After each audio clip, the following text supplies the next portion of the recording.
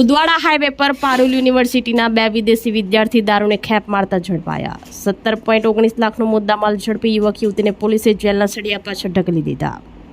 પારડીના Orwad highway પર દમણથી વડોદરા તરફ કારમાં લઈ જવાતા રૂપિયા 1.79 લાખનો દારૂના જથ્થા સાથે 2 વિદેશી નાગરિકોને ઝડપી પાડવામાં આવ્યા છે।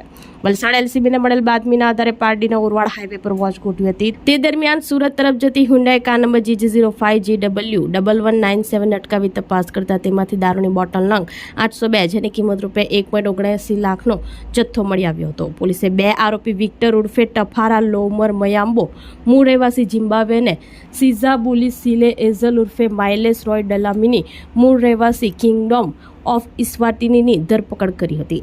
પૂછપરછ દરમિયાન બંને આરોપી વડોદરાની પારુલ યુનિવર્સિટીમાં અભ્યાસ કરે છે।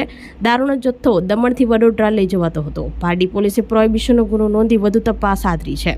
પોલીસે દારૂનો જથ્થો, કાર, મોબાઈલ સહિત કુલ રૂપિયા 17.19 લાખનો મુદ્દા માલ કબજે કર્યો હતો।